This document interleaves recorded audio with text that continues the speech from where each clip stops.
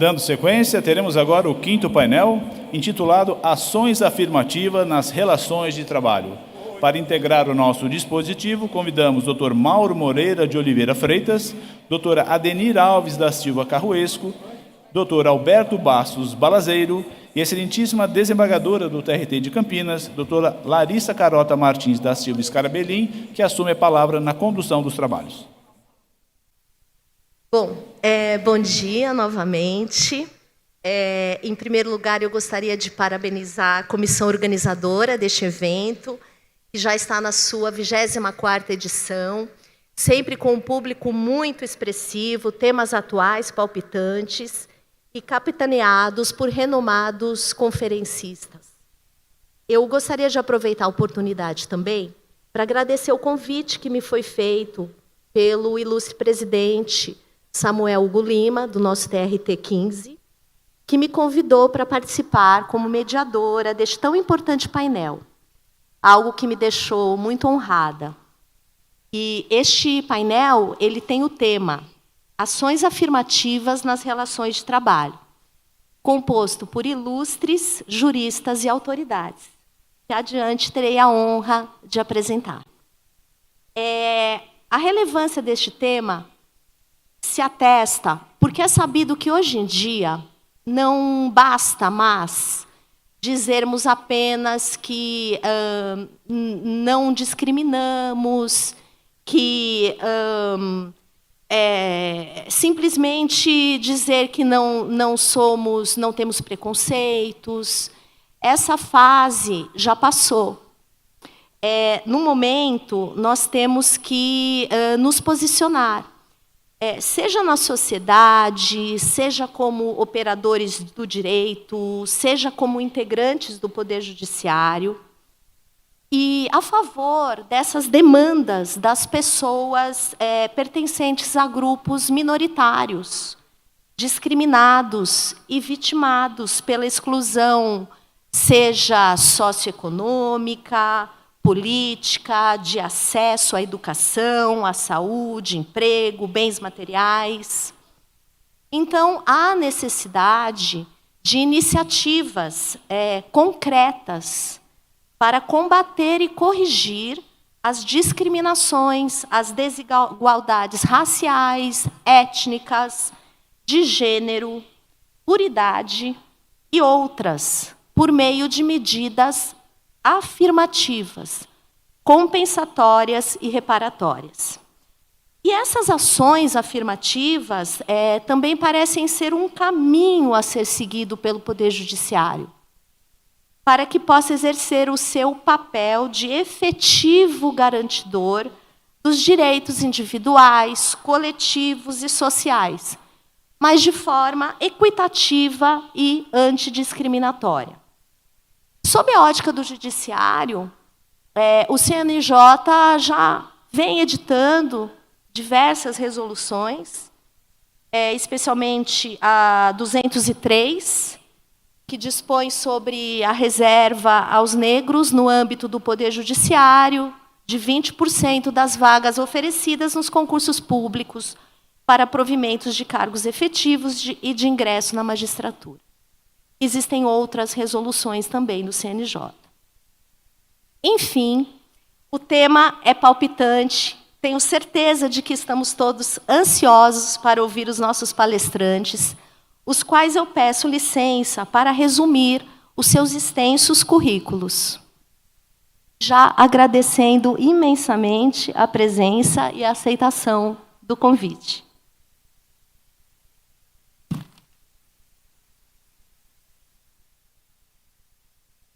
Dr. Mauro Moreira, de Oliveira Freitas, advogado, graduado em Ciências Jurídicas e Sociais pela PUC do Rio Grande do Sul, pós-graduado em Gestão Empresarial, com ênfase em Estratégia pela Fundação Getúlio Vargas, sócio titular do escritório Oliveira Freitas Advogados, especializado em Direito da Pessoa Idosa, presidente da Associação Brasileira do Cidadão Sênior, entidade representante da sociedade civil junto a conselhos dos direitos da pessoa idosa.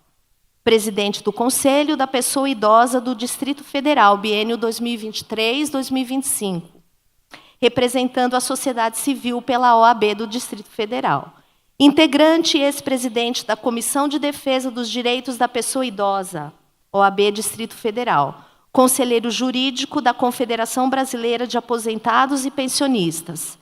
Professor de Direito da Pessoa Idosa e Ética, na Escola Superior de Advocacia da OAB do Distrito Federal, a quem eu passo a palavra inicialmente.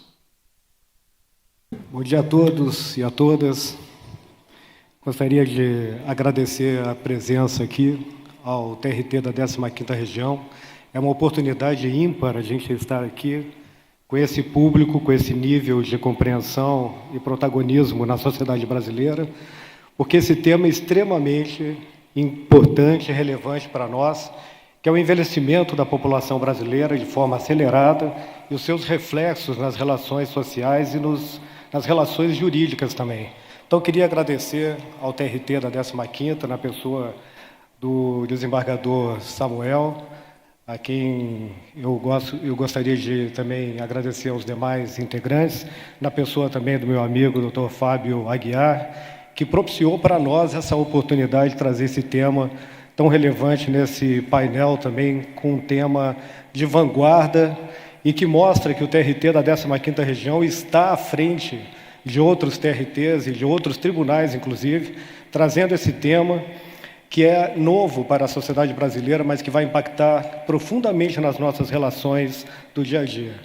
Agradecer também a presença e estar comigo nesse painel que é, para mim, uma honra, doutora Adenir, doutora Larissa, ministro Balazeiro também, que, sendo integrante do Ministério Público do Trabalho, deve poder ajudar a gente a pensar num país melhor e em umas relações, como foi dito no início, mais equilibrada, né, doutor Samuel, e mais justa, inclusive naquilo que diz respeito às pessoas que estão envelhecendo nesse país. Para passar aqui o... Bom, eu fiz uma apresentação muito mais para a gente coordenar os nossos pensamentos do que passar exatamente um material do que nós temos aqui para falar. As ações afirmativas, elas são extremamente essenciais para o equilíbrio social e dentro dessas ações nós vamos ter que pensar como lidar com o envelhecimento da população brasileira. Só para constar, quem começou advogando nos anos 80 e agora advoga hoje em dia, quem começou atuando com ações de indenizações trabalhistas, por exemplo, nós fazíamos uma perspectiva de uns 62 anos, 65 anos, hoje a expectativa cresceu. Nós estamos tendo uma diferenciação enorme no cenário da nossa pirâmide etária. Digo isso para a gente entender um pouco em que contexto nós nos encontramos. Nós temos que lembrar que aqui no Brasil nós fizemos um processo em 30 anos que uma Europa levou para sua população chegar nesse nível de envelhecimento que o Brasil alcançou hoje. Isso está fazendo com que a gente seja desafiado ainda mais a dar um contexto em que as pessoas possam ter o seu direito personalíssimo de envelhecimento atendido no cenário que possa acolhê-la. É isso que nós desejamos, não quer nada de extraordinário ou exclusivo para a pessoa idosa, mas a pessoa idosa precisa ter atendido e ter um cenário que ela possa exercer seus direitos, principalmente de manifestação da vontade, que está diretamente ligado aos direitos humanos. A nossa pirâmide, ela praticamente se inverteu. Ela era uma pirâmide perfeita, com uma base larga, e hoje a nossa base ela está cada vez mais estreita pela nossa queda súbita da fecundidade e também a extensão da nossa longevidade. Isso está levando a uma mudança absoluta com relação às necessidades que nós vamos ter que atender, principalmente, né, no âmbito social, familiar e também no reflexo nas relações trabalhistas, porque as pessoas estão precisando trabalhar mais tempo, a Previdência Social está sendo desafiada, as pessoas precisam se manter ocupadas e nós temos ainda questões de ordem tecnológicas, como já foram faladas agora, que vão ser também mais um desafio em que os RHs vão precisar contemporizar entre as relações de trabalho intergeracionais. Então, nós temos, como o IBGE demonstra, nós, em breve, seremos 25% da população idosa no Brasil. Isso pode acontecer um pouco mais rápido, um pouco mais lento, mas dentro de alguns anos, nós vamos ser um país de 25% da população com 60 anos ou mais, né? E dentro desses princípios que norteiam o direito da pessoa idosa, nós temos vários que se encaixam perfeitamente nesse painel que nós estamos falando hoje, que o TRT, de forma muito acertada, trouxe para o nosso debate. Princípio da dignidade da pessoa humana, já foi falado aqui várias vezes, princípio da solidariedade social, que tem muito a ver com a justiça do trabalho, e o princípio da manutenção dos vínculos familiares, que vai mais no aspecto pessoal. A justiça do trabalho, ela vai começar a sentir demandas que vão desafiar. E como a gente está fazendo aqui um debate a respeito desse tema, né, outros tribunais também vão ter que fazer. E nós vamos ter que criar um ambiente judiciário que acolha as demandas das pessoas com mais idade, de forma a atendê-las dentro da sua maneira de se manifestar e necessidade de atendimento. Nós já temos alguns sinais aqui no Brasil de que nós estamos nesse caminho e estamos atendendo esse aspecto. Por exemplo, a resolução do próprio CNJ, 520, que traz para nós uma indicação de várias orientações para se tratar um processo judicial em que haja ali uma pessoa idosa. Nós temos, por exemplo, em Brasília, pela iniciativa do Tribunal de Justiça lá do Distrito Federal, a Central Judicial do Idoso. Isso foi criado através de uma juíza lá de Brasília, a doutora Monize, que criou, junto com o Ministério Público, junto com a Defensoria Pública e profissionais que fazem esse atendimento, uma central que acolhe algum conflito entre os familiares, evitando assim que haja o litígio. Isso tem funcionado muito bem. Só para vocês terem uma ideia, há poucos anos já estavam atendendo 3.000, 4.000 casos. Depois da Covid, isso saltou para 30.000 casos atendidos de busca de conciliação na Central Judicial do Idoso. Há uma necessidade e é extremamente desejável, pela orientação do Conselho Nacional da Pessoa Idosa, que pediu, encaminhando ao CNJ, que fosse recomendado que todo o processo houvesse uma recomendação de conciliação, mediação, para que houvesse uma solução amigável e evitasse a perpetuação do litígio. Assim também, por exemplo, lá no Distrito Federal, e eu estou trazendo exemplos do Distrito Federal, que eu moro lá, e atuo lá. Lá nós temos uma delegacia especializada em casos envolvendo pessoas idosas. Essa delegacia, chamada DECRIM, ela trata de todas as minorias, juntas no mesmo contexto, algo que até desafia um pouco se é o melhor modelo, que a gente imagina que uma delegacia especializada em direito da pessoa idosa seria, quem sabe, o mais recomendável. A prática tem nos mostrado em Brasília que uma delegacia atendendo minorias, ela tem uma ação afirmativa muito mais eficaz, porque quando a pessoa é atendida, ali tem uma mulher, ali tem uma pessoa com injúria racial, ali pode ter um idoso, e ali então se encaminha da forma mais adequada. Encaminhar da forma mais adequada, como acontece no DECRIM, levou a gente a perceber que, por exemplo, medidas protetivas em relação à pessoa idosa, né, ela não estava sendo tão atendida quanto a Lei Maria da Penha, para ter uma medida protetiva mais célere. Então, o que se percebeu? Que em caso de uma mulher idosa que sofresse violência, era melhor encaminhar por vias da Lei Maria da Penha, porque era mais rápido.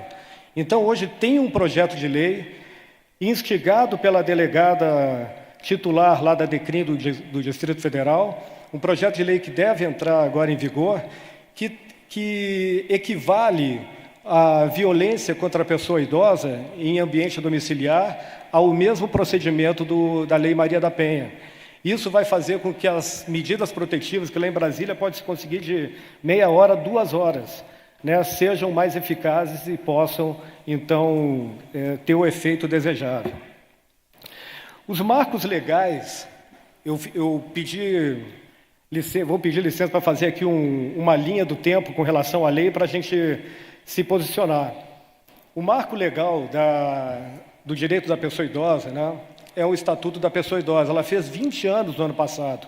Isso é uma lei muito recente, se a gente for pensar em termos de amadurecimento, aplicação da lei e geração de jurisprudência. Né, mas de onde veio isso aí? Por que surgiu a ideia do Estatuto da Pessoa Idosa no país? Tudo começa como algo que já foi tratado aqui, que é os direitos humanos. Né? Os direitos humanos, em 1948, pela Declaração, foi pela primeira vez que tratou do envelhecimento como um direito personalíssimo da pessoa, equivalendo a outros aspectos também para garantir a dignidade humana. Esse aspecto impactou em várias convenções que levaram, inclusive, a influência na nossa Constituição de 88, que, em 1988, foi a primeira Constituição que tratou do envelhecimento como um direito a ser, inclusive, assegurado. Algo que não tinha antes. O direito da pessoa idosa era confundido com direitos para tratar e atender pessoas vulneráveis, principalmente no aspecto da Previdência Social. Primeira Constituição que trouxe o aspecto do direito da pessoa idosa e o dever de resguardá-la foi a Constituição de 88, através do artigo 230, em que diz lá que o direito da pessoa idosa deve ser assistido pela família, pela sociedade e pelo Estado. Ali na Constituição está expressamente previsto isso. Esse mesmo artigo, essa ideia, ela também refletiu na lei 8842 de 94, que é a Política Nacional da Pessoa Idosa. Essa lei, pela primeira vez, trouxe as diretrizes que norteiam o que o nosso Brasil quer em termos de políticas públicas voltadas à pessoa idosa, ao envelhecimento. Que, voltando, o nosso envelhecimento aqui está ligado diretamente à condição da pessoa se manifestar. Por isso, tão importante dar voz, dar atenção à manifestação de vontade da pessoa idosa, porque está ligado diretamente aos direitos humanos. Essa Política Nacional da Pessoa Idosa, ela influenciou o nosso Estatuto da Pessoa Idosa, em 2003, Lei 10.741, em que, de lá para cá, vem sendo aplicada e trazendo para nós alguma ideia do que se deseja em termos de política pública e também de resguardo do direito da pessoa idosa. Essa lei, ela vem passando, inclusive, com proposituras de alguma alteração, principalmente na parte final, em que fala das punições pela violação do direito da pessoa idosa. Por exemplo, muita gente confunde etarismo aqui no Brasil como um crime em si. O etarismo, ou o idadismo, como é chamado hoje, ele não é um crime em si, ele pode gerar injúria, difamação, em função de algum ataque à condição da pessoa. Mas ela passa a ser crime no momento que uma pessoa tem 60 anos ou mais e ela é, sim, alvo de discriminação. Aí, sim, implica na condição de ser crime pela previsão do que está no Estatuto da Pessoa Idosa. Então, hoje nós estamos com essa condição. Nós temos o Estatuto da Pessoa Idosa, temos alguns regramentos que falam do envelhecimento, tudo muito novo para nós. Nós estamos sendo impactados e instigados a pensar a respeito dos impactos do envelhecimento nas nossas relações, que isso está pegando na questão da família. Né? Nós temos uma geração hoje no Brasil chamada sanduíche, que é aquela geração que tem que cuidar dos filhos e tem que cuidar dos pais. Nós estamos sendo desafiados a saber o que fazer com os pais, né, quando nós temos que trabalhar, e uma instituição de longa permanência privada custa em torno de 8 mil, 10 mil, como é que nós vamos institucionalizar uma pessoa, ainda que ela queira, né? Como é que nós vamos fazer, então, para resguardar o direito de um atendimento adequado para uma pessoa idosa dentro de casa, se eu preciso de 3 cuidadores fazendo o rodízio e mais um folguista? Como é que eu vou fazer isso se hoje os filhos moram longe, famílias são pequenas e muitos lares são resididos por apenas um idoso?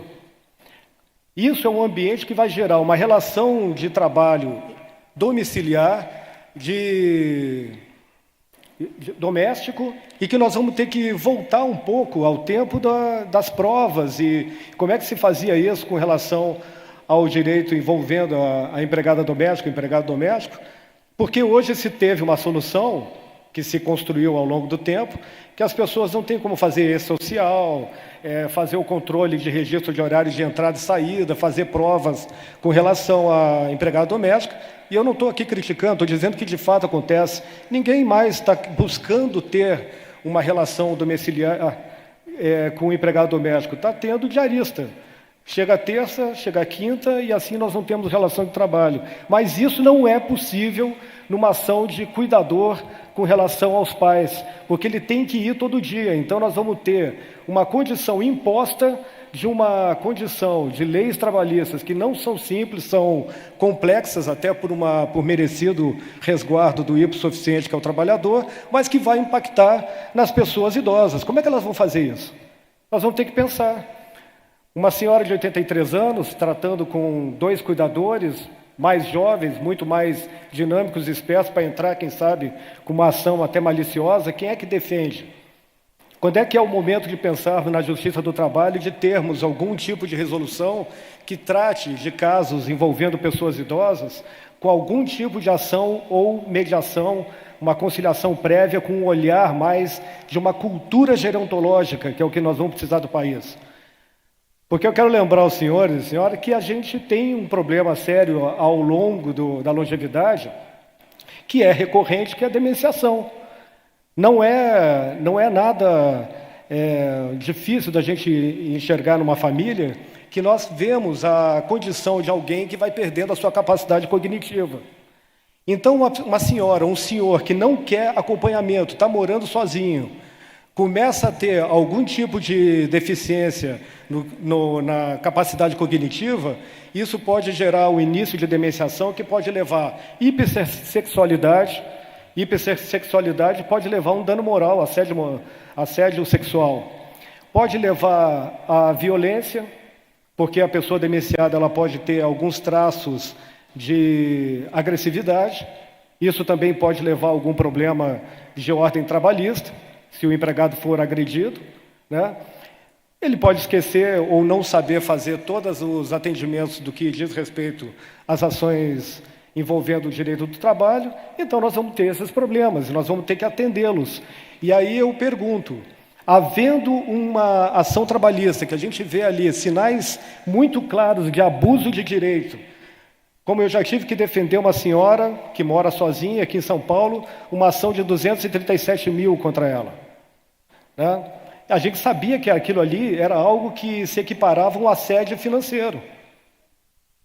Essa ação, ela chegou ao ponto de fazer um acordo por 40 mil. Tem alguma coisa errada aí. Isso foi uma tentativa de extorquir uma pessoa que não estava plenamente nas suas condições e muito menos em pé de igualdade. Então, aonde está o hipossuficiente nessa condição? É o empregador nesse caso ou o empregado? Nós vamos ter que mudar um pouco o olhar quando recebermos uma ação trabalhista, aonde que está realmente o mais vulnerável, até para dar o equilíbrio que a gente estava falando aqui e a justiça. Como é que exatamente o mecanismo, eu ainda não tenho a fórmula exata, mas que nós vamos precisar, vamos. E aí, não é o caso do Ministério Público do Trabalho ter algum tipo de ação nesse tipo de ações com um valor um pouco exagerado e tendo em vista alguma jurimetria de tempo e valor para fazer uma proteção e afastar um assédio financeiro? Eu venho atendendo em outras áreas também o direito da pessoa idosa e a gente vê de forma recorrente pessoas sendo achacadas dos seus direitos. São várias formas das pessoas se tornarem vulneráveis quando ficam mais velhas, principalmente com pessoas que entram nas residências. Infelizmente acontece, gente. Tá? Nós estamos tendo vários casos de violência contra a pessoa idosa. 86% dos casos de violência contra a pessoa idosa acontece dentro da residência. 50% é envolvendo o filho. Isso a gente está vendo todo dia aumentando. E isso, tendo em vista que a pessoa idosa fica preponderantemente dentro da sua residência, vão gerar conflitos de ordem de direito trabalhista, envolvendo o direito da pessoa que vai fazer o trabalho de cuidador, o cuidador também até de home care, outras coisas que pode atender, é algo que nós vamos ter que pensar, e isso está dentro do tema que nós estamos falando, porque o envelhecimento é algo que a gente não pode evitar, mas a gente pode começar a pensar com ações, né, que realmente tragam soluções, uma forma de dar um maior conforto e segurança à sociedade.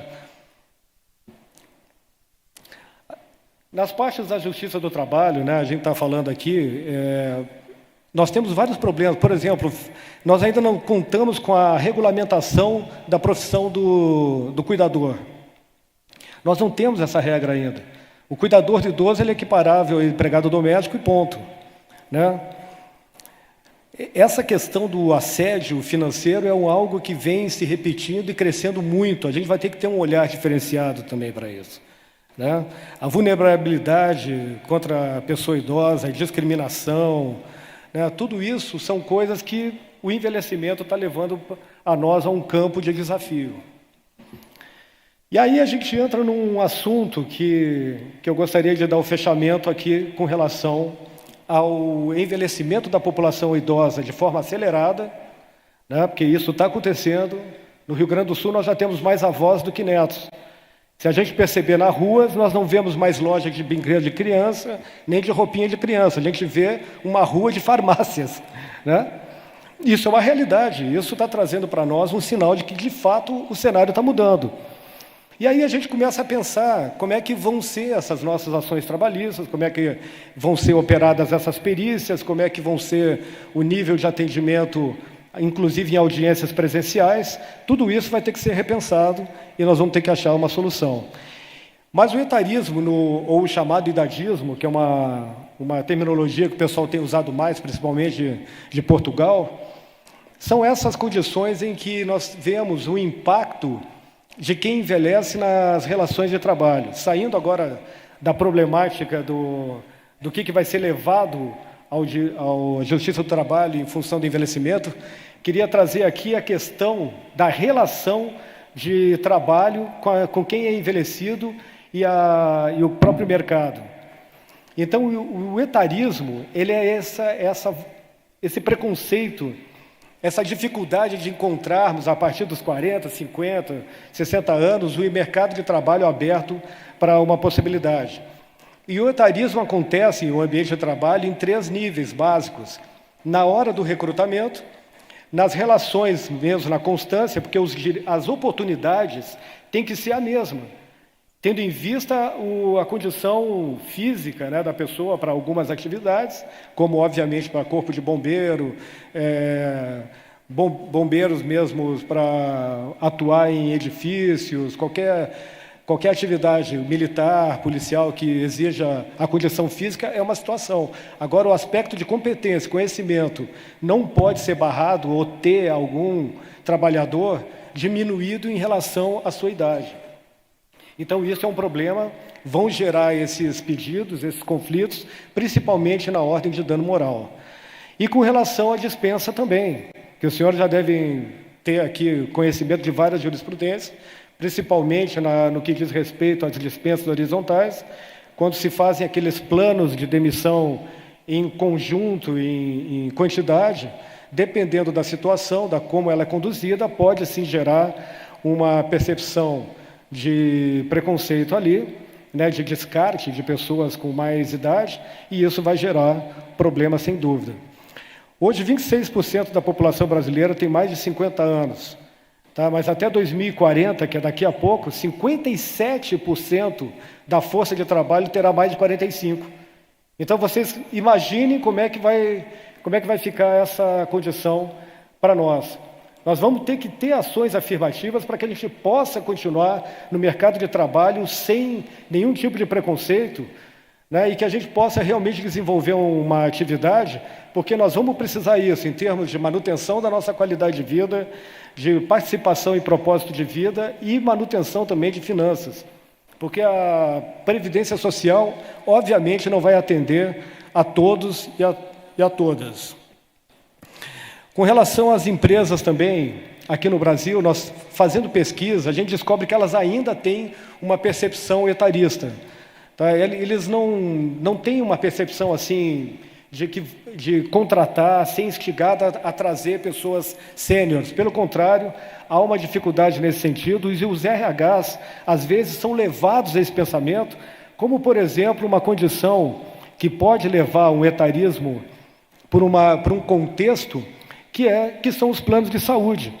Os planos de saúde, a gente sabe que hoje são uma das principais fontes de atração de mão de obra qualificada.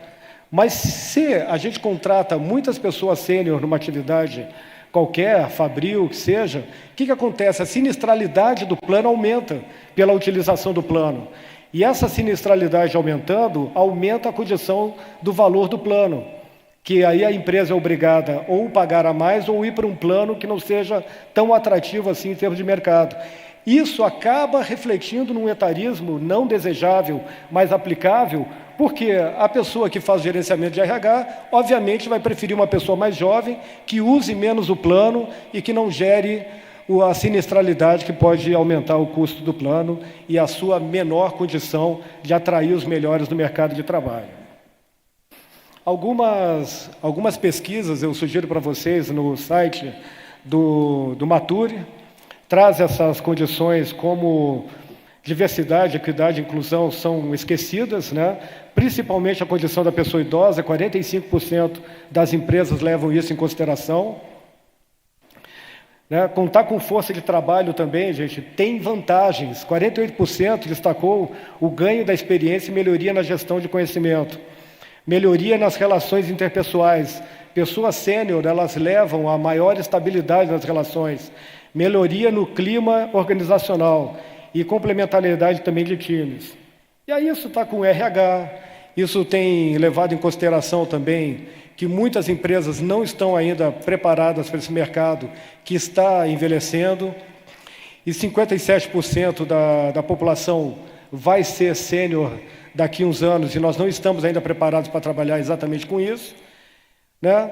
Já falamos que o crime aqui, ele se estabelece com o etarismo a partir dos 60 anos, com base na incidência do Estatuto da Pessoa Idosa, e é importante vocês perceberem o artigo 1º da Lei 9.029 de 95, que trata da discriminação por idade horizontal, como eu falei.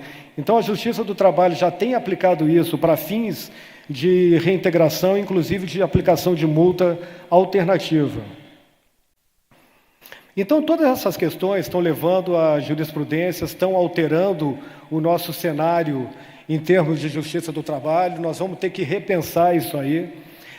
Vai ser uma necessidade enorme para que a gente faça uma avaliação de quem é o responsável, quem é o mais vulnerável, e principalmente uma questão que eu gostaria de ressaltar, a execução das condenações na Justiça do Trabalho. Quem é que está arcando, por exemplo, com as ações envolvendo o cuidador da pessoa idosa? A Justiça do Trabalho não raramente está aplicando a responsabilidade dos familiares. Tá? Então, isso é uma coisa que tem que saber se defender e defender muito bem, porque se o familiar estiver envolvido diretamente na condução das atividades do cuidador, na contratação, no pagamento, ainda que more em outro estado, ele está sujeito a ser condenado a arcar com os débitos trabalhistas de uma eventual condenação na Justiça do Trabalho. Então, isso é algo que a jurisprudência vai ter que construir, nós vamos ter que ver, até porque muitos pais e idosos são alvos de curatela, o curador vai ter que fazer essa contratação, e se a gente pensar em responsabilização, eu não duvido que possa refletir na condição do curador, eventual débito trabalhista, da responsabilidade que ele vai assumir para ter a gestão financeira do seu familiar. Bom, eu queria deixar aqui, então, agora que nós estamos terminando, é uma cartilha para quem tiver interesse, tá? Eu fiz essa cartilha, que é um Estatuto da Pessoa Idosa comentado, e ela foi para fins de entregar num congresso, está aí à disposição, e ela tem também a versão em áudio, para quem quiser passar essas informações para quem tem deficiência auditiva. Mais uma vez, eu queria aqui agradecer a oportunidade, doutor Fábio, por ter essa qualidade de audiência, porque o Brasil vai precisar de vocês. E não é para amanhã, é para ontem. Porque nós estamos envelhecendo, nós não temos as ferramentas e a cultura gerontológica necessária para atender principalmente as famílias que estão sendo desconstruídas em função de uma dificuldade muito grande, que é cuidar dos seus parentes envelhecidos que não têm condições de automanutenção. Então, muito obrigado mais uma vez aqui o pessoal do TRT da 15ª, parabéns pelo atendimento da resolução 520 do CNJ, que exatamente faz esse tipo de proposição. Tragam a matéria para discussão e levem para os seus tribunais a ideia da mediação e um ambiente propício para atender qualquer tipo de demanda envolvendo a pessoa idosa. Muito obrigado.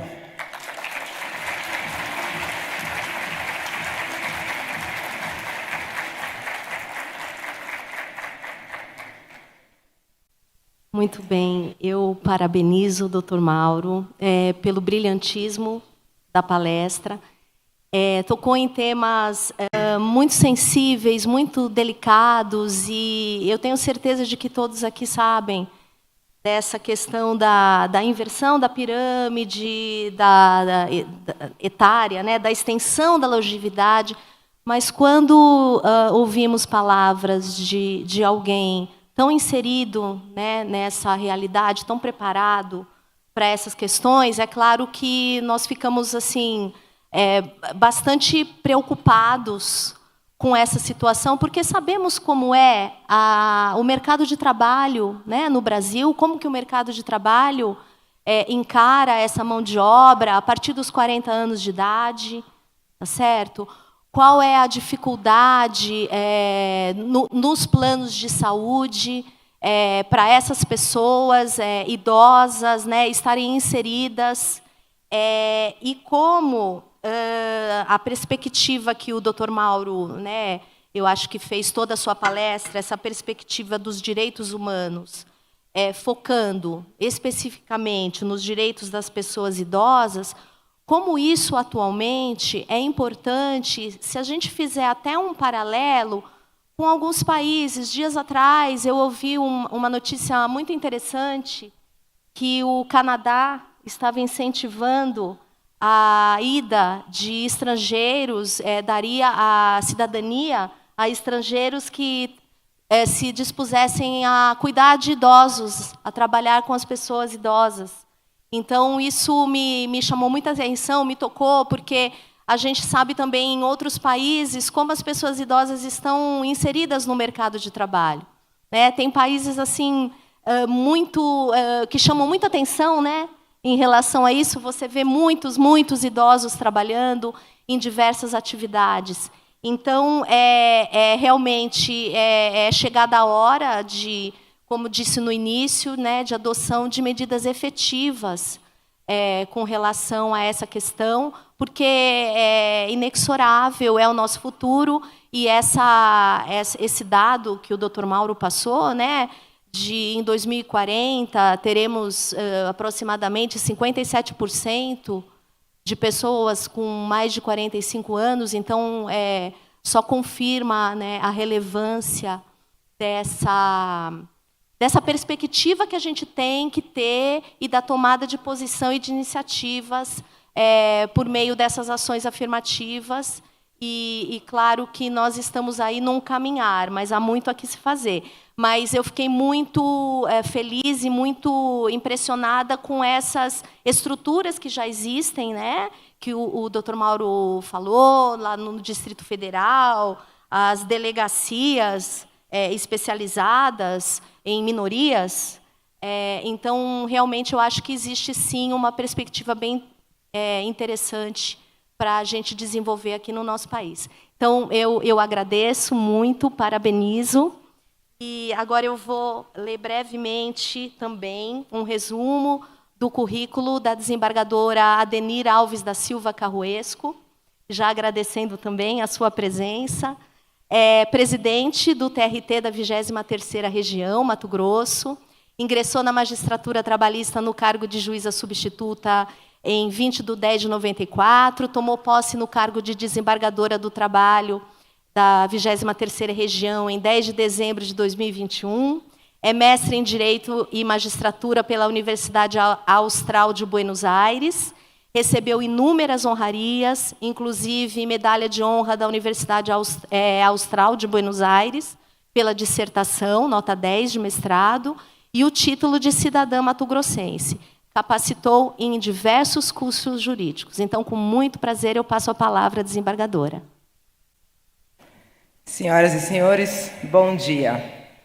Eu cumprimento os meus colegas, o ministro Balazeiro, a nossa mediadora, querida Larissa, o palestrante que me antecedeu, o doutor Mauro. É uma satisfação enorme estar aqui em Campinas. Estive aqui antes na década de 80 e na década de 90. Neste século, ainda não tinha vindo aqui para ver essa cidade maravilhosa. Eu agradeço a oportunidade de estar aqui, agradeço a comissão organizadora, e, em especial, o desembargador Samuel, presidente do tribunal, que gentilmente fez o convite para eu estar aqui hoje. E eu devo dizer aos senhores que o convite a mim feito muito mais se deve ao meu lugar de fala do que à minha bagagem acadêmica. Eu nasci num país que a gente sabe é racista e preconceituoso. Eu nasci mulher, nasci preta, família pobre, e nasci na década de 60, portanto, estou entrando para mais uma minoria, que é a minoria dos idosos. Quando a gente fala em lugar de fala, é um conceito muito importante, porque revela as nossas experiências, as nossas vivências. Muitas das coisas que a mulher percebe e que vê, passa despercebida pelo homem. Da mesma forma, muitas das coisas que a pessoa negra vê e percebe, passa despercebido pelo branco. Eu estou hospedada num maravilhoso hotel, que é o Royal Palm, e hoje, no café da manhã, eu percebi que eu era a única preta sentada tomando café. E a outra preta que tinha era uma que estava servindo as mesas. Talvez eu tenha sido a única que percebeu essa particularidade. Daí a importância do lugar de fala para tratar dos diversos temas que envolvem a complexa sociedade brasileira. Eu entrei no serviço público na década de 80, muito nova, porque eu fui rejeitada em uma vaga para atendente bancária. Porque, e até o meu antecessor aqui mencionou da beleza das bancárias, acho que do Bradesco, né, que ele mencionou antes. Pois bem, eu fui rejeitada para a vaga porque eu não preenchia um dos requisitos essenciais e que constava expressamente no anúncio de emprego. Precisa-se de pessoa de boa aparência. Basta lembrarmos que na década de 50, mais precisamente em 1951, foi editada a Lei 1390, que trouxe previsões expressas sobre o acesso ao trabalho e emprego, estabelecendo uma pena de prisão de 3 meses a 1 ano para os casos de restrição ao acesso ao trabalho em razão de raça e cor. Naquela época, era muito comum constar dos anúncios: não se aceitam pessoas de cor. E, após essa lei, mudou e veio com uma nova roupagem, a não acessibilidade para as pessoas negras aos empregos. E aí passou a constar a seguinte frase: precisa-se de pessoa de boa aparência. E, evidentemente, o negro não tinha boa aparência para a sociedade brasileira. Pois bem, eu entrei na magistratura do trabalho em 1994. E naquele ano ainda havia anúncios no jornal: precisa-se de pessoa de boa aparência.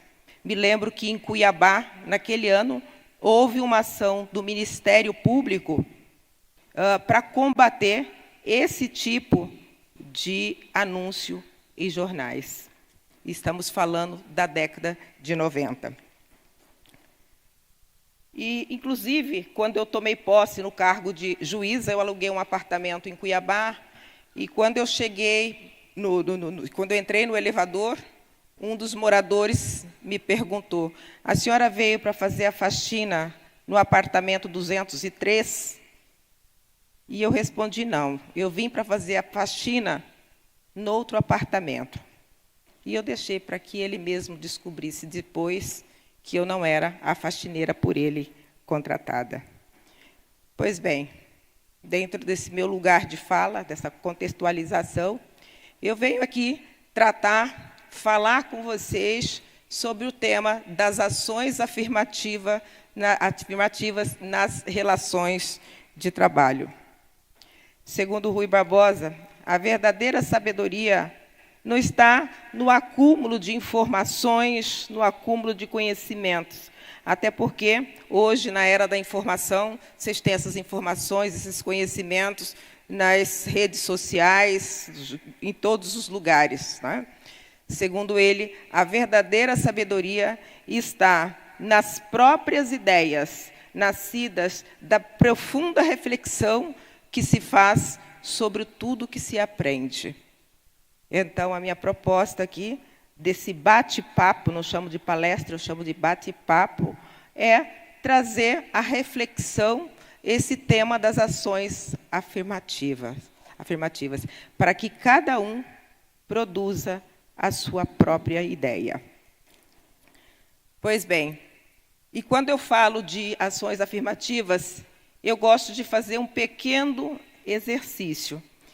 Imagine um mundo onde todas as pessoas têm as mesmas oportunidades, independentemente de origem, cor, raça. E aí eu penso em 3 palavrinhas mágicas que já foram aqui mencionadas: diversidade, equidade e inclusão. Estas palavras são um trio poderoso, capaz de transformar o desenvolvimento de entidades públicas e privadas, de transformar o mundo. Então, falar de diversidade, equidade e inclusão não se trata de uma tendência da moda. Imagine vocês uma orquestra, uma grande orquestra, onde cada integrante tem as suas distintas habilidades. E imagina cada um aproveitado em seu máximo potencial, todos numa sinfonia afinada e harmônica. Isso é a perfeição. Essa é a sociedade ideal com a qual sonhamos. Estudos mostram que onde reina a dificuldade, surgem muito mais atitudes de engajamento, diminuem-se os conflitos, e é aí que surgem as soluções mais criativas e mais inovadoras para os problemas complexos próprios da nossa sociedade moderna. E aí, a gente falando de ações afirmativas, é importante a gente traçar uma fundamentação jurídica de onde que vem essa questão das ações afirmativas juridicamente falando. No contexto internacional, a Declaração Internacional dos Direitos Humanos prevê no seu artigo 7º: todos são iguais perante a lei e têm direito, sem qualquer distinção, à igual proteção da lei. Todos têm direito à igual proteção contra qualquer discriminação que viole a presente declaração e contra qualquer incitamento a tal discriminação. No contexto interno, A Constituição Federal prevê no artigo 3º. Constituem objetivos fundamentais da República Federativa do Brasil: construir uma sociedade livre, justa e solidária, erradicar a pobreza e a marginalização e reduzir as desigualdades sociais e regionais, promover o bem de todos, sem preconceitos de origem, raça, sexo, cor, idade ou quaisquer outras formas de discriminação.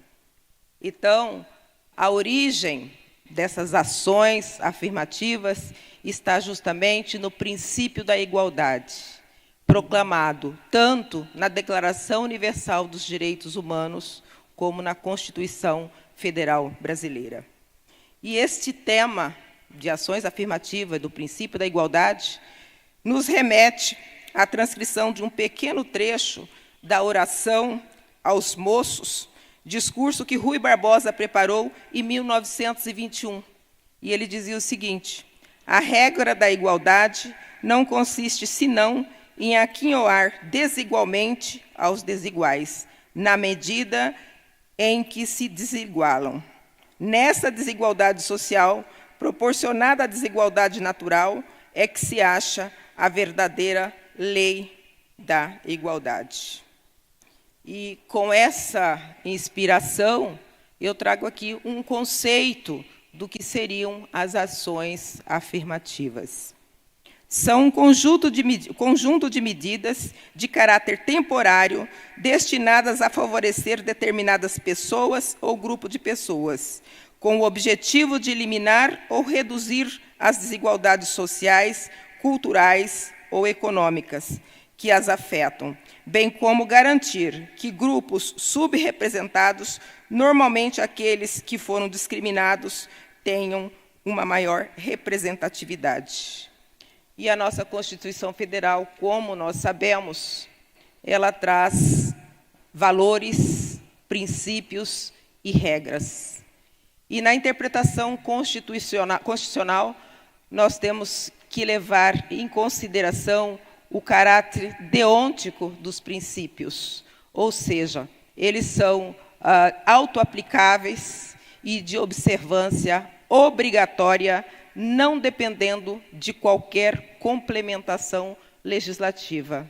Ou como disse o filósofo jurista Robert Alexis, eles são os princípios mandados de otimização, ou seja, implica na imposição constitucional de maior aplicabilidade possível. Daí a necessidade de se implementar políticas afirmativas. Portanto, implementar políticas afirmativas não depende da vontade política do governante de plantão, mas sim de uma obrigação, de uma imposição constitucional. No livro comemorativo dos 70 anos de instalação da Justiça do Trabalho no Brasil, coordenado pela Comissão de Documentação do TST, é relatado o caso do senhor Orozimbo Antônio. Ele ele era uma pessoa pobre, viúvo, tinha uma filha. Em 1935, ele ajuizou uma ação no Conselho Nacional de Trabalho, e ele pedia que fosse aposentado ou que lhe fosse paga uma indenização, ou seja, um meio de sobrevivência, depois que ele passou por um acidente de trabalho que resultou na amputação do seu braço direito. Ele morreu em 1942, sem receber qualquer indenização e sem ter sido aposentado. E aí sobressai um questionamento. Até que ponto essa realidade social daquela época foi modificada? E eu faço essa pergunta, principalmente porque nós vemos na nossa sociedade de hoje, né, o que nós chamamos de empreendedores, que conduzindo a sua bicicleta e trabalham por meio de aplicativo, sem qualquer proteção previdenciária, sem qualquer proteção do direito do trabalho. Quando nós voltamos nossos olhos para o mercado de trabalho, ainda vemos um distanciamento da mulher, do negro, do pobre. Então, este é o questionamento que ainda devemos fazer. Até que ponto nós modificamos a realidade da década de 30, da década de 40? Pois bem, quando a gente fala também de ações afirmativas, surgem grandes debates, tá? Muitas críticas. O sentido comum nos traz, quando a gente fala ações afirmativas, a primeira coisa que as pessoas costumam pensar é na legislação, nas normativas que diz respeito às cotas sociais, cotas raciais. E aí surgem algumas críticas. E uma das principais críticas a essas políticas afirmativas, em especial às políticas de cota, é no sentido de que essas vagas em universidade ou as vagas de emprego público, elas devem ser ocupadas por pessoas competentes, independente de cor, de raça, religião, orientação sexual. E esse argumento, ele é bastante sedutor. Ele é bastante sedutor porque ele contém uma certa verdade. Mas o fato é que esse argumento ignora uma verdade crucial. E é por isso que ele acaba se tornando falacioso. Isso porque as ações afirmativas, elas não têm por objetivo abrir as portas para indivíduos incompetentes e que não se esforçam. Muito pelo contrário. O objetivo das ações afirmativas é justamente possibilitar condições para que pessoas competentes e esforçadas possam desenvolver todo o seu potencial. Essa é a grande diferença.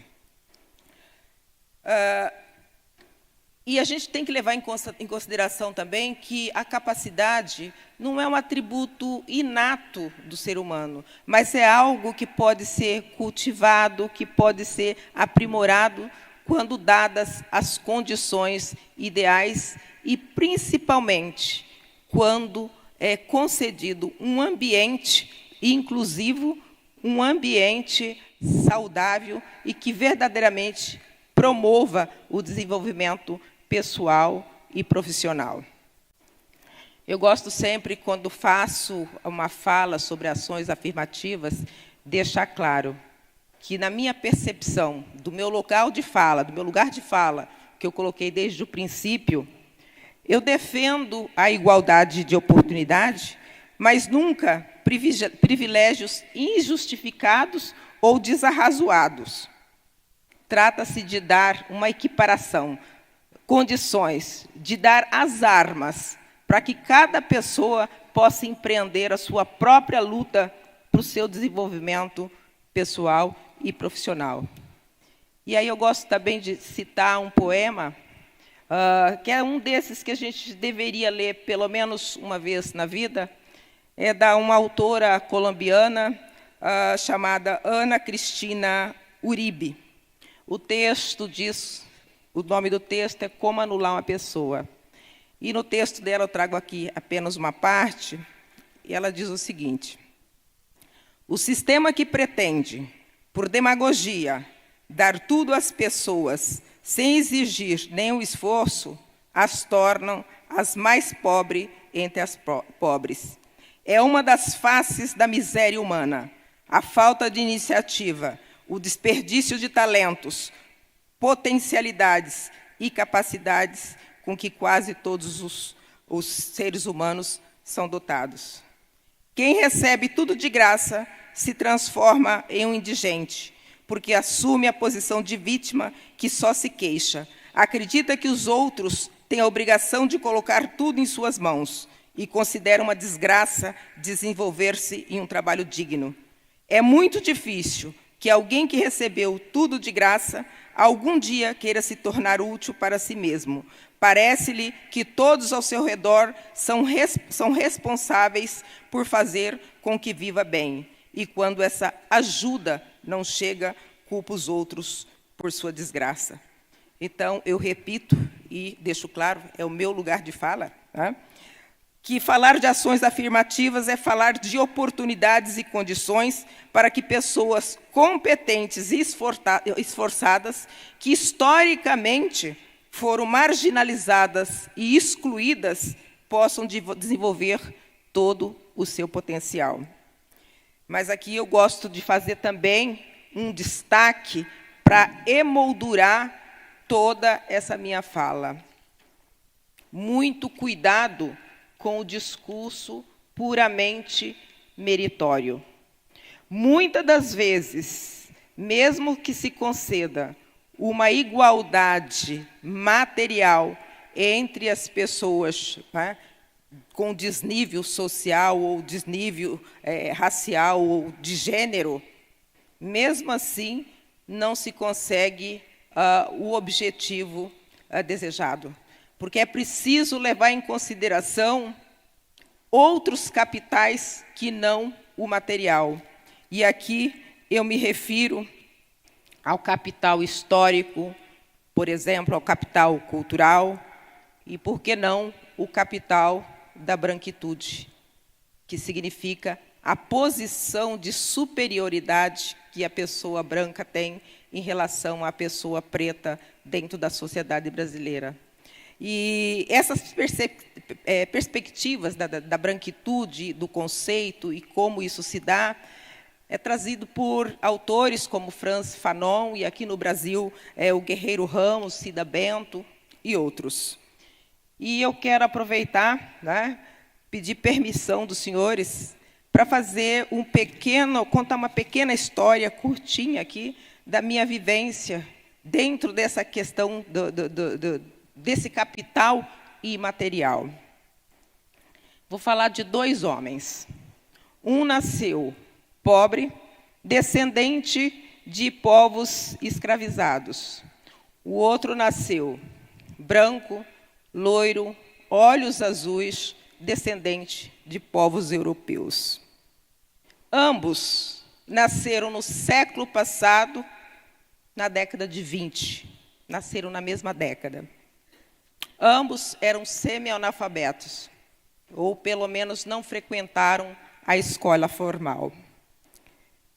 Ambos iniciavam o labor, começavam a trabalhar antes do sol nascer. Eram muito trabalhadores.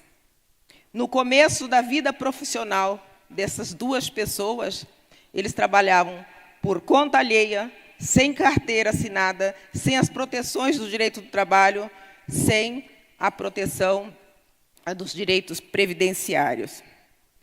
Ambos morreram neste século, na primeira década. Um morreu pobre e não tinha sequer os 7 palmos de terra em que foi enterrado. O outro morreu bilionário, deixando uma herança incalculável para os seus familiares.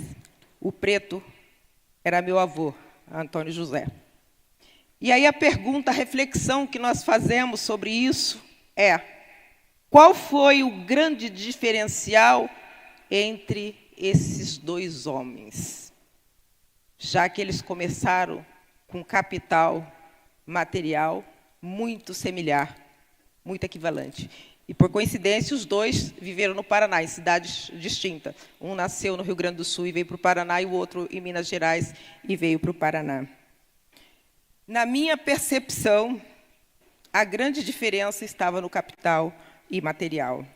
Um sabia que pertencia. Ele tinha visibilidade. Ele se sentia alguém. Ele alimentava sonhos. Ele ousava sonhar e lutava para realizar esses sonhos.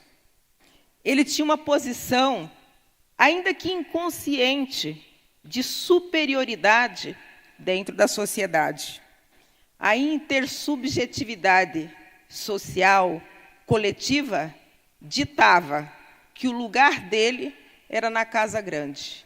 E ele acreditava que merecia e estar na casa grande. O outro se sentia ninguém. Ele se sentia invisível. Ele não ousava sonhar.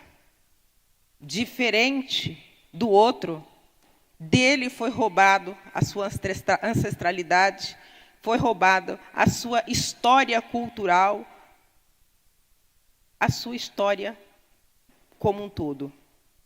E a subjetividade coletiva, social, ditava que o lugar dele era na senzala. E ele acreditava que o lugar dele era na senzala. Pois bem, também é interessante a gente fazer uma certa contextualização histórica quando a gente fala desse tema.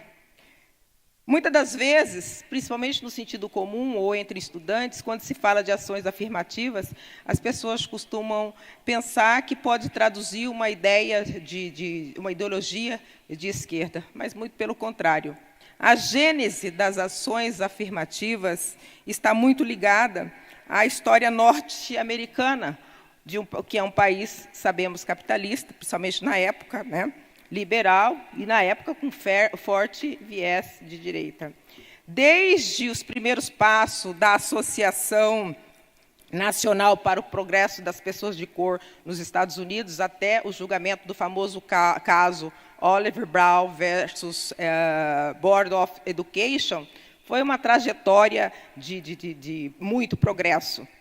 O julgamento daquela questão, daquele caso na corte americana, não só modificou toda a questão do educacional, porque se dizia, era sobre a segregação nas escolas, mas firmou as bases para as ações afirmativas de gênero, de orientação sexual e tudo mais. E aquela decisão foi muito importante também, porque ela colocou em evidência, colocou em relevo uma questão muito importante, que é a importância dos muitos saberes para decidir os casos mais complexos. Naquela decisão, obviamente, levou-se em consideração aspectos sociológicos, aspectos políticos e aspectos psicológicos. Naquela decisão, um estudo foi fundamental para a decisão da Suprema Corte Americana, que foi o estudo o estudo das bonecas, o experimento das bonecas, que muitos de vocês já devem ter visto até nas redes sociais, né? Mas o primeiro estudo foi feito lá e conduzido por Kenneth e Mamie Clark, que eram duas negras. E esse estudo consistia em entregar bonecas negras e bonecas brancas para as crianças, e percebia-se quase invariavelmente as crianças escolhiam as bonecas brancas. Por quê? Para as crianças, inclusive as crianças negras, a boneca branca representava a beleza, representava o que era bom. Quando se falava para as crianças, né, do conto de fada, era uma vez uma linda princesa, obviamente, e isso na cabeça tanto das crianças brancas quanto das crianças negras, se era uma linda princesa, obviamente que a princesa era branca. Então, este caso, né, esse estudo mostrou os efeitos prejudiciais da segregação na autoestima das crianças negras, na percepção que a pessoa tem de valor de si mesmo, na percepção que a pessoa tem da sua capacidade. E isso muito se desenvolve, principalmente até os 8 anos de idade, tá? E depois disso é muito difícil você transformar essa realidade, essa percepção. E eu falo com vocês desse tema racial, e o nosso painel fala de ações afirmativas num sentido geral. E por que eu trago a questão racial? É porque a questão racial ela é transversal, e ela perpassa, ela atravessa todos os outros tipos de discriminação que nós temos, em especial, estou falando aqui da sociedade brasileira. Basta a gente dizer que, no Brasil, pretos são maioria na pobreza, maioria nos cárceres, maioria em subemprego, maioria entre aqueles que são resgatados de trabalho análogo de escravo, maioria entre os explorados no trabalho infantil. E quando a gente fala de discriminação de gênero, as mulheres pretas são as mais discriminadas. Então, eu trago a questão racial, primeiro que é o gênese das ações afirmativas, e depois porque é um tema transversal que perpassa por todas as outras formas de discriminação. A mesma lógica que impõe a discriminação racial é aquela que impõe todas as outras formas de discriminação. Então, meus caros colegas, distinta plateia, falar de ações afirmativas é falar da essência da humanidade. Só é possível o verdadeiro desenvolvimento da sociedade quando cada um é capaz de enxergar no outro a humanidade que vê em si mesmo, conscientes de que sempre fomos, construtores de humanidades. E isso me remete também à poesia de John Donne, ressaltada por Ernest Hemingway, que é um verdadeiro culto à humanidade. Ele diz: nenhum homem é uma ilha inteiramente isolado. Todo homem é um pedaço de um continente, uma parte de um todo. Se um torrão de terra for levado pelas águas até o mar, a Europa fica diminuída, como se fosse um promontório, como se fosse o solar de teus amigos ou o teu próprio. A morte de qualquer homem me diminui, porque sou parte do gênero humano, e por isso não perguntai por quem os sinos dobram, eles dobram por vós. Os sinos, na sociedade onde vivia Donne, tinha uma importância, porque ele anunciava os grandes eventos e, principalmente, anunciava os cortejos fúnebres. Então, não perguntem quem morreu, não perguntem por quem os sinos dobram. Com cada pessoa que morre, morre um pedaço de mim. Os sinos dobram por mim, dobram por ti, dobram por todos nós. Não perguntem, meus caros, por quem os sinos dobram. Muito obrigado.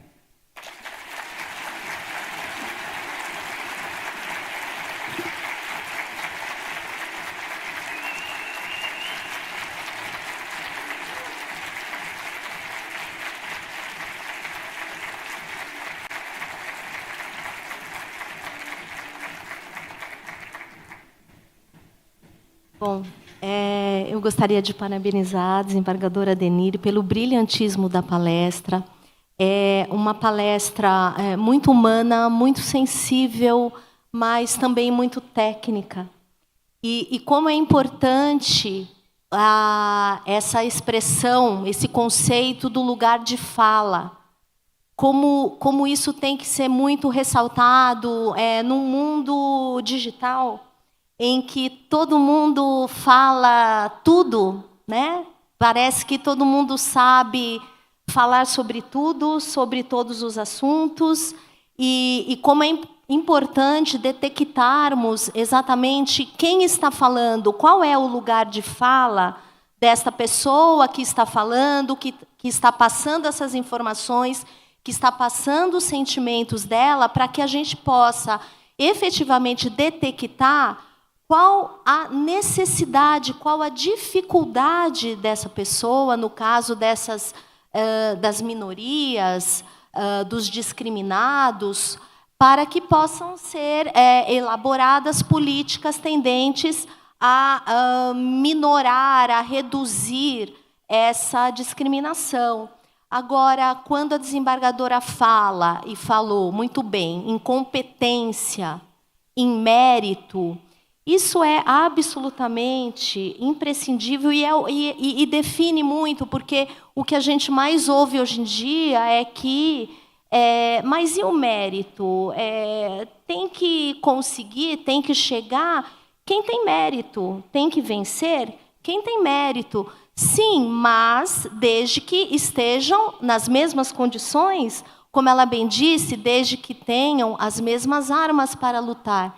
Agora, o que mais me chama a atenção, e absolutamente corretamente, o que a desembargadora pontuou, é a questão do que muitas vezes, ou melhor dizendo, normalmente isso não é suficiente ter as mesmas armas. O capital da branquitude realmente é muito sério. É muito sério, e nós precisamos realmente trabalhar com isso, vencer esse obstáculo, para que efetivamente nós consigamos ter uma sociedade mais igualitária, e também temos que ter empatia, muita empatia. Então, eu parabenizo imensamente a desembargadora Adenir pelo brilhantismo da palestra, e agora eu vou passar a ler um breve resumo também do ministro Alberto Bastos Balazeiro, a quem eu imensamente agradeço também a presença. Ele exerceu a advocacia privada de 2001 a 2008, ingressou no Ministério Público do Trabalho em janeiro, no dia 1º de setembro de 2008.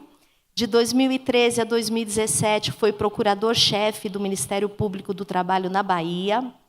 Em 22 de agosto de 2019, tomou posse como Procurador-Geral do Trabalho para o biênio 2019-2021, período em que também foi presidente do Conselho Superior do Ministério Público do Trabalho.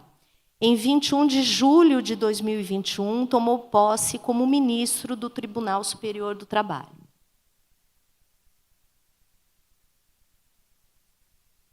Em 28 de novembro de 2022, foi designado coordenador do Comitê Gestor Nacional do Programa de Trabalho Seguro, especialista em Direito Civil e Direito Processual Civil, com habilitação da docência do ensino superior pela Universidade Estácio de Sá, doutorando em Direito Constitucional, é mestre em Direito pela Universidade Católica de Brasília, autor de inúmeros artigos técnicos em revistas e periódicos especializados e em jornais de grande circulação, tendo sido agraciado com inúmeras honrarias por diversos órgãos integrantes do Poder Judiciário, dentre os quais o TRT 15, que o agraciou com o grande colar do mérito judiciário em 2022. Então, muito obrigada pela presença, e passo a palavra ao ministro Balazeiro. Bom dia, quase boa tarde a todas e a todos. Queria inicialmente cumprimentar o desembargador Samuel, que nos fez esse honroso convite, nos proporcionou essa vinda em seu nome, os colegas, desembargadores, magistrados do Tribunal 15ª Região.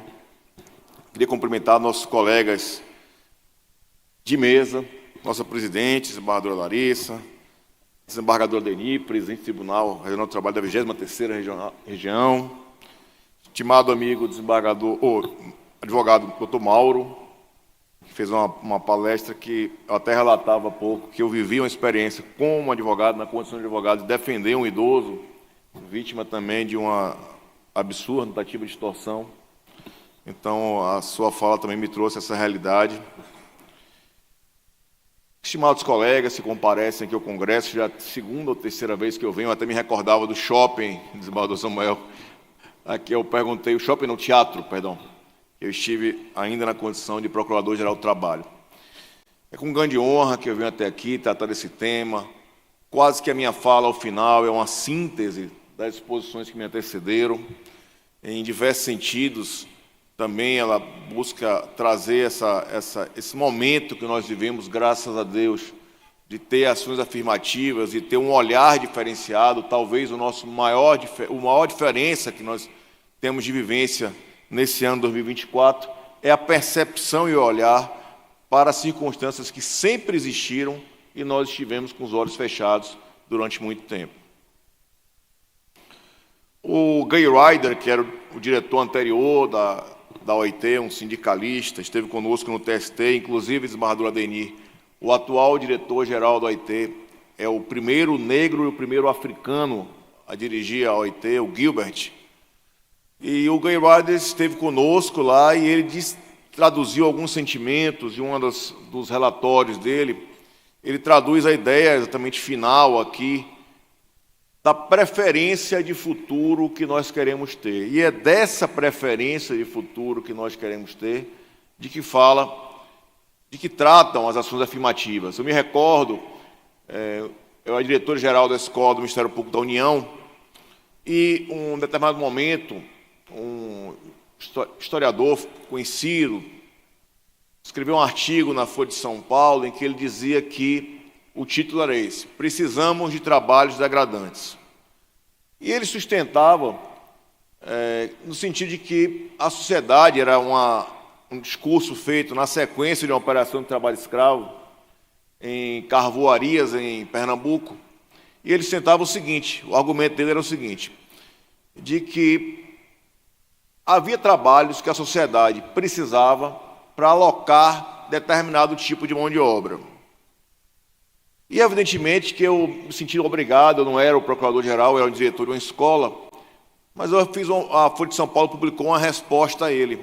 E a resposta que eu quis dar a ele é o seguinte: se a gente permite que alguns tipos de pessoas ou alguns entes da nossa sociedade sejam alocados para um determinado tipo de trabalho, o que nós estamos fazendo, na verdade, não é uma alocação de mão de obra, nem uma disponibilização de trabalho para quem não tem trabalho. É um tipo de opção da sociedade que nós queremos ter. Então, é disso que o Gay Ryder fala. Ele alude ao tipo de sociedade e ao tipo de futuro que nós queremos construir a partir da noção de trabalho decente. É preciso, evidentemente, olhar para o passado com criticidade. Assistir uma novela dos anos 80, naquele canal Viva, é um verdadeiro circo de horrores, né? Então, nós vamos assistir uma novela em que não há um personagem negro ou negra, que, na verdade, os poucos personagens negros ou negras são personagens da área da cozinha. Nós temos que assistir uma novela em que existe um papel da mulher em evidente segundo plano, há uma chefia da família coordenada, em que, na verdade, tudo gira em torno do homem. Pior ainda é assistir uma novela que faça alusão ao vergonhoso período escravocrata do Brasil, porque aí nós teremos uma completa romantização da escravidão. É o escravo que é amigo do patrão, o patrão que é gente boa, e a relação prossegue como se houvesse uma romantização de um período vergonhoso da história. Um fato curioso, e eu trago Tula Pires, professora da PUC do Rio de Janeiro, que tem uma doutrina muito forte contra o racismo. É preciso observar de que se normalizou alguns tipos de conduta e, a partir daí, se construiu discursos sobre o nosso passado. Algo muito curioso, somos nós aqui que estudamos direito de trabalho, começarmos a observar que os nossos livros de trabalho, eles começam com um período de migração, europeia para o Brasil, ou seja, nosso dia de trabalho começa a partir dos italianos, alemães que vêm ao Brasil. Ele não começa com um período escravocrata de mais de 100 anos. Então, é de se perceber que esse apagado passado, ele não só é falso, como ele conduz a conclusões completamente errôneas sobre o nosso olhar do trabalho decente, do trabalho digno. E é nesse contexto, foi mencionado aqui pela desembargadora Adeni, exatamente o caso Brown. Eu concluí agora o doutorado, nesse mês de julho, um mês de férias voltados para a conclusão do doutorado, e minha pesquisa, desembargadora Adeni, passava muito pelo caso Brown. Minha pesquisa tinha concentração no caso Brown, porque eu tratei do processo estrutural à luz do nosso direito de trabalho, e do que nós fazemos há muito tempo, sem chamar de processo estrutural ou sem as bases de autonomia e principiologia voltadas ao processo estrutural. Esse quadro que eu trago em diversas apresentações, o quadro Norman Rockwell, o problema de nós todos, é exatamente o sentimento alusivo ao caso Brown. Aqui é Rudy Breeds, é um caso famosíssimo dos anos 60, em que vejam que esse quadro, inclusive, ele esteve na presidência do Barack Obama, é um painel, na verdade, na Casa Branca. E ele tem uma simbologia, porque a criança tem rosto, mas os marshal, né, os oficiais de justiça que davam cumprimento a uma decisão de ingresso de uma criança num colégio em que toda a base educacional era segregacionista. Então, a mudança de um sistema educacional segregacionista, evidentemente que não é com a liminar determinando que se ingresse num colégio. É muito mais mudando a própria estrutura do sistema. E é nesse sentido que esse mesmo caso Brown, que é a base do processo estrutural norte-americano, que tem o caso Roe vs. Wade, tem uma série de outras decisões históricas, o caso Brown ele tem uma particularidade interessantíssima, que ele é uma cambalhota na jurisprudência norte-americana, porque haviam duas decisões vergonhosas. O caso Pleas vs. Ferguson, que é muito conhecido, e o caso Dred Scott vs. Stanford. Inclusive, o Mr. Gilmar Mendes alude ao caso Dred Scott como um caso da vergonha norte-americana. Toda vez que ele vai falar, aludir a um caso vergonhoso, ele alude o caso Dred Scott.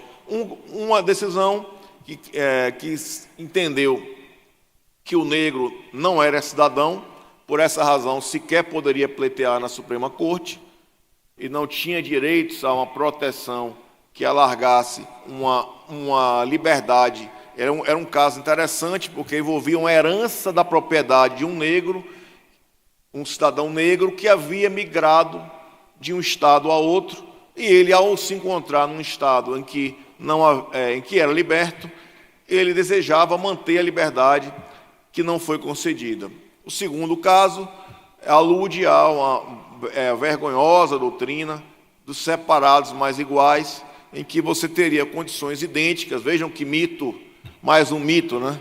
Condições idênticas a negros, negras, brancos e brancas, só que separadas, lembrando que no caso americano, a circunstância, o debate genotípico e fenotípico, ele era um cidadão branco, já era um caso de mobilização da comunidade negra, em que ele tinha as características brancas, mas ele tinha uma herança de pais e mães negras, e a partir daí ele foi considerado negro por essa razão. Ele não pôde ficar no mesmo vagão de trem que os brancos e brancas. Vejam o caso Brown, que representa uma mudança completa na jurisprudência, a partir da Corte Warren, que é uma mudança de progressividade de direitos sociais, que reconhece a mudança de estrutura. E é esse caso Brown que estrutura também as ações afirmativas, na ideia de que é preciso se contemplar medidas de acesso e opções educacionais de saúde, educação, habitação, para corrigir ou aplanar as distorções históricas decorrentes de uma estruturação social baseada na discriminação. A base teórica começa por aí e, no nosso caso brasileiro, a ideia de ações afirmativas para poder não repetir as condutas é uma ideia que trata o conceito que foi traduzido aqui pela desembargadora Denis, exatamente de ações temporárias voltadas à concretização do princípio da igualdade material e neutralização de forma de discriminação. No caso brasileiro, esse olhar para o passado envolve, evidentemente, não só o caso Brown. A inteligência artificial produziu essa nova interpretação do caso Brown, esse novo quadro do Rockwell, mas a ideia de que, voltando para o passado, e no nosso caso, voltando para a nossa Constituição Federal, que tem, o Sarlet traduz esse sentimento, e é o que se fala muito, Dwight Warkun, que a gente estudou tanto em direito alemão, que é exatamente a eficácia horizontal dos direitos fundamentais, que se volta também para as relações privadas. O nosso caso trabalhista, basicamente, relações privadas, evidentemente nós temos os casos de política pública, mas o nosso dia a dia é de relações privadas, em que nessas relações privadas, as ações afirmativas, as ações de inclusão, também têm vez, inclusive a partir do parâmetro de hermenêutica constitucional. O sentido normativo da Constituição, o professor Melineque de Carvalho Neto, da Universidade de Brasília, muito conhecido, é mineiro, mas já é radicado em Brasília há muito tempo, ele traduz uma noção de que a gramática das práticas sociais é uma ideia de você mudar o tecido social a partir da implementação de medidas concretas. Então, é preciso compreender como a sociedade se organiza, como ela tem as bases. No nosso caso, nós temos uma base escravocrata, uma base de exterminação dos povos originários, de pouca informação sobre os povos originários, de não compreensão da interseccionalidade de gênero, raça. Então, todo esse contexto faz com que essa gramática das práticas sociais seja tecida e tenha que ser atingida pelas ações afirmativas. O sentido normativo de Constituição, a importância de efetividade, e essa importância de efetividade se traduz na Resolução 492 de 2023. Eu me lembro quando a conselheira Ivana Farina, que tratou desse tema, eu ainda me encontrava na Procuradoria-Geral da República, na escola, e o debate das resoluções, das políticas, inclusive judiciárias, mudar o olhar do judiciário para gênero, raça, e esse olhar passa por uma prova diferenciada, por uma produção de prova diferenciada, por não tornar a vítima mais vítima do que ela é, por compreender que a prova em ações de assédio sexual, assédio moral, não é uma prova chapada, é uma prova indiciária, porque a gente precisa compreender que nós não vamos ter 100% de gravações, de conversas do WhatsApp, é muito mais um contexto. E eu me recordo do primeiro processo que eu trouxe à pauta do Tribunal Superior do Trabalho, ainda na SDI 2, sobre esse tema, evidentemente que causa muito espanto, porque era um contexto em que, primeiro veio sob a forma de uma recomendação, depois uma resolução, em que se determina que o judiciário, vejam, eu julguei o caso da criança Miguel, envolve a criança Miguel, aquele caso da criança que foi colocado no elevador, as duas empregadas domésticas negras, mãe e filha, empregadas do município, quer dizer, um patrimonialismo absurdo. Vejam a inter-relação entre racismo, patrimonialismo, violência de gênero. E as alegações são sempre voltadas, eu ainda vou julgar em barra de declaração, são voltadas à falta de base legal da resolução.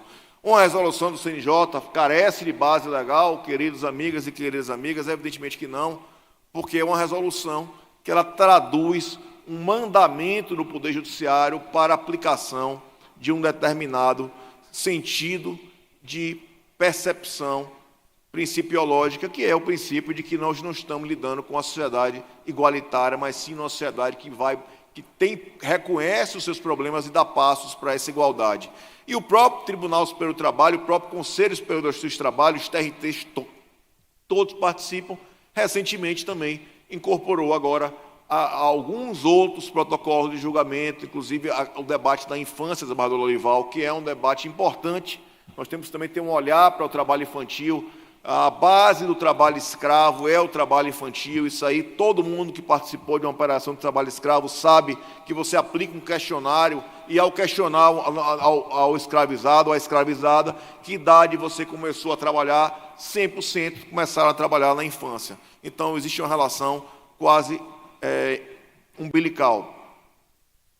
Tratar desse sentido de ações afirmativas também é reconhecer que existe, como a professora Ara Pellegrini diz, um conflito de interesse público, e esse conflito tem que permitir espaços para medidas em que o próprio Estado, aí eu falo Estado no sentido lato, incluindo o próprio Poder Judiciário, caminham para reconhecer que as desigualdades demandam ações diferenciadas. Vejam que o contexto, assim como acontece com os processos estruturais, é muito amplo.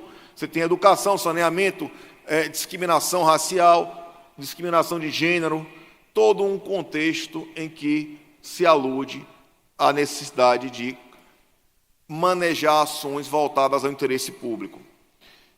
Nesse contexto de ações afirmativas, nesse contexto de ter uma ação redobrada para a perspectiva, nós não podemos admitir que as perspectivas sejam acusadas de falta de embasamento legal ou que a perspectiva de gênero, raça, sejam adotadas apenas como reforço argumentativo. Não é mais um argumento para usar no final da transcendência de um recurso. Na verdade, é algo para poder embasar um julgamento que precisa ser adotado. Esse caso que eu trago aqui, a baila, é exatamente o caso que eu mencionei há pouco, do menino Miguel, que me impressionou muito. Eu tenho uma filha de 2 anos de idade, e uma criança no elevador, imagine, com os botões apertados, né?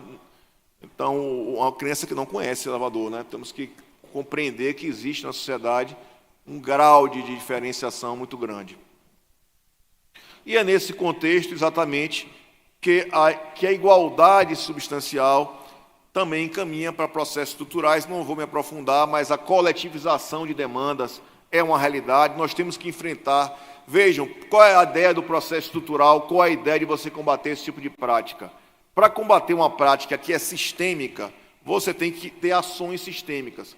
Não adianta eu debatia muito isso no Ministério Público, quando me encontrava no Ministério Público. Minha base de campanha para a Procuradoria-Geral do Trabalho, inclusive, ao assumir, eu encontrei um problema estrutural, que foi a Covid. Vejam, se você tem ações isoladas para poder combater problemas graves da sociedade, você aprofunda a desigualdade. E o caso do trabalho escravo, do trabalho infantil, é muito evidente, porque você atua contra determinada empresa no segmento de regularização, de saúde e segurança, querido amigo, e você percebe que, na verdade, Edmundo, o que você percebe é que, às vezes, você concentra forças em determinado local e o vizinho tem as mesmas condições de trabalho, ou até piores. Então, você aprofunda, inclusive, uma assimetria concorrencial. É preciso ter um olhar sistêmico para os problemas. E o trabalho escravo é evidente, porque eu me lembro que é uma experiência bizarra, é você ter a mesma pessoa ser resgatada a segunda vez. Então, você vai resgatar uma pessoa, você percebe ela resgatar a segunda vez. E qual é a grande questão de fundo? É que você não tem uma ação lá no local de saída dela para gerar empregabilidade digna, para evitar que se tenha uma saída e uma submissão a condições de trabalho escravo. Aqui eu reitero a questão dos protocolos, o especial destaque à policentria.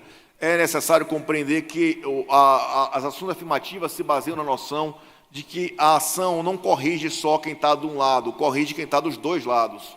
Porque você tem uma postura e mudando uma sociedade.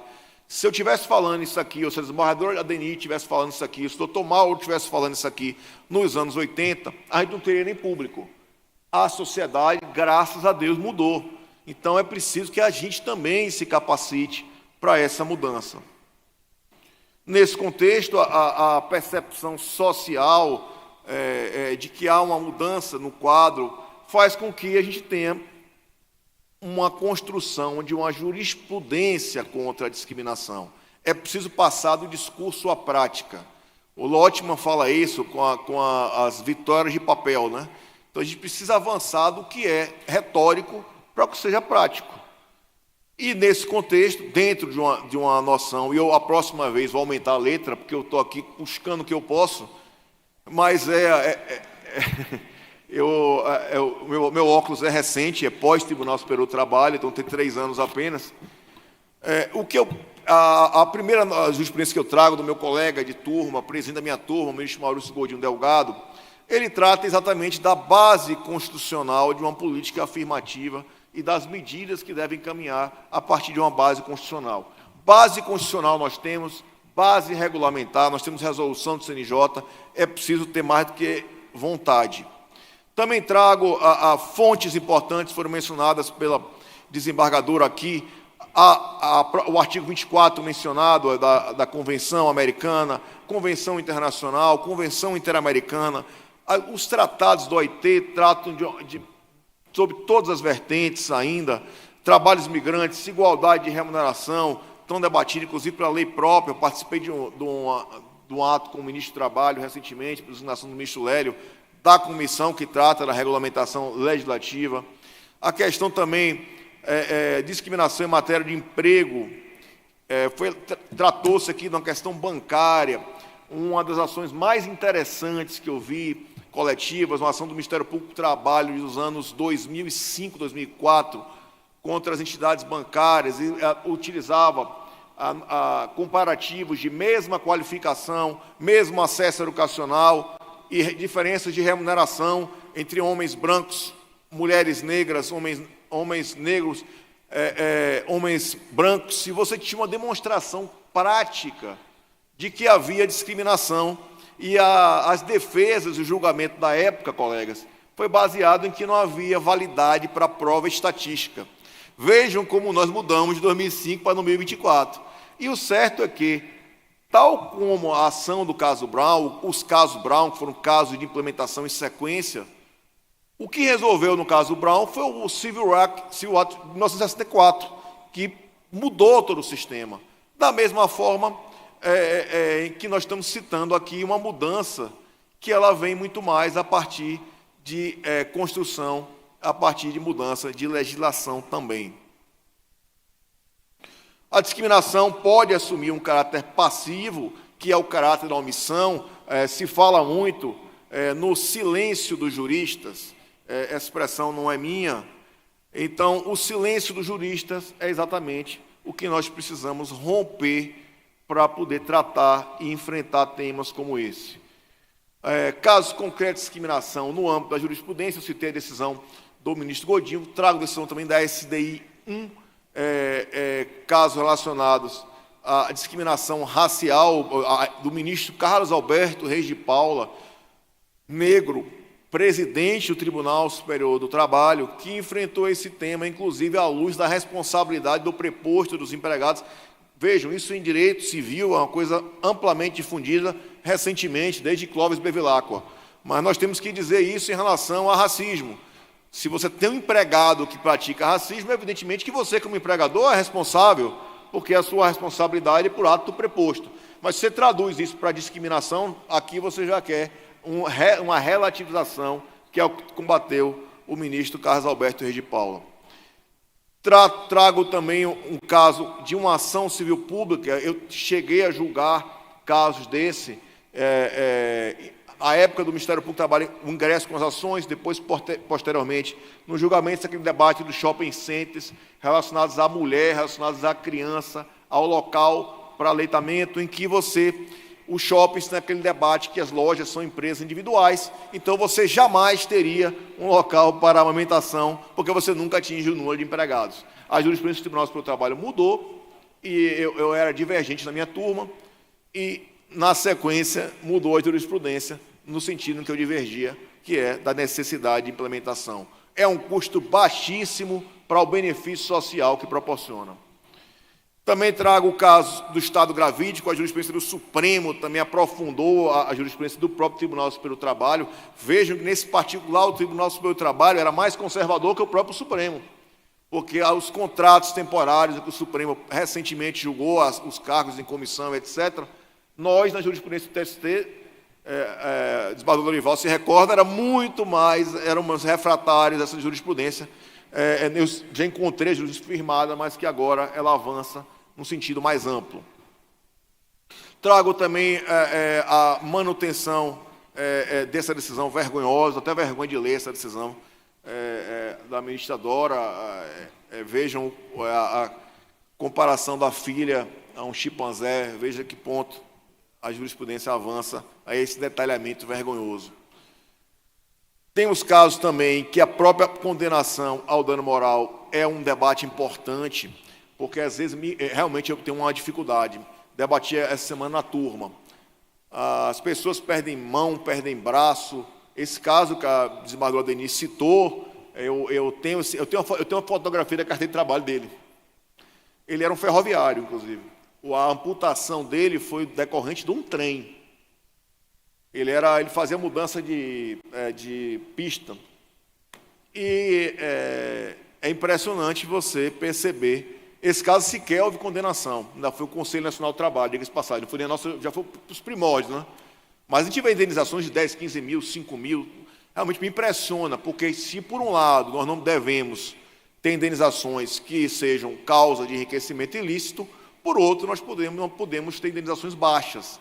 Isso também me preocupa, debati muito com o ministro Zé Roberto, com o ministro Godinho, da gente encontrar o Tribunal Superior do Trabalho não avança a esse nível, até pela questão de fatos e provas, mas tem a questão quando é irrisório ou quando atinge valores exorbitantes. Aqui é mesmo a funcionário chamado de macaco, é uma condenação também do Tribunal Superior do Trabalho, da minha turma, da relatora do ministro Zé Roberto Ferreira Pimenta. Trago esse caso do Supremo Tribunal Federal, o doutor Luciano, que era o Procurador-Geral da República, o Vice-Procurador-Geral da República, sustentou, nesse caso, uma das situações melhores que eu já assisti, sustentação oral mais pontual que eu assisti, porque ele não traduziu o que era uma alegação de ativismo pela criação de um crime, o debate é a criação de um novo tipo penal a partir de uma decisão. Mas vejam, o caso norte-americano, o caso Brown, eu cito esse caso, porque esse caso Brown tinha o seguinte: o governo ele era democrata e havia uma base republicana em relação ao debate de casas. Então, mesmo que se passasse a lei determinando a mudança do sistema educacional norte-americano, ela não passaria, porque a segunda casa vetaria. Se o judiciário não tivesse agido, nós jamais teríamos, ou passaríamos mais 30 anos, com uma jurisprudência tão vergonhosa, com a jurisprudência de separados mais iguais. Então, se acusam o judiciário de ativismo, também é preciso compreender que o judiciário ele recebe os problemas e, muitas vezes, o que ele não pode fazer é se omitir. Trago também outra decisão, essa que eu aludi, mais progressista que o próprio TST, do caso gravídico. Recordo esses mecanismos de implementação de ações afirmativas no ambiente livre de discriminação e passa muito pela noção de cadeia e de responsabilidade de cadeia, que é algo que a gente precisa compreender. Não pode se fechar o trabalho para discriminação. É a mesma coisa do trabalho infantil. A indústria do chocolate dizer que o trabalho infantil não é culpa dela porque ela só compra o cacau. Então, é um fechar os olhos, é uma cegueira deliberada que nós todos vetamos. À guisa de conclusão, é preciso ter o delineamento fático adequado, foi aqui tratado desse delineamento adequado, é preciso ter um olhar estrutural, um olhar diferenciado para esse tipo de problema, é preciso, sim, adotar os protocolos. Por favor, sejam portadores dessa mensagem. Os protocolos não são fonte de privilégio, são fonte de igualdade. Então, nós precisamos trazer os protocolos para o centro dos debates. Também não são fonte de criação normativa, porque são construções muito democráticas. Eu quero agradecer e me colocar à inteira disposição sempre, muito honrado poder participar aqui hoje. Muito obrigado.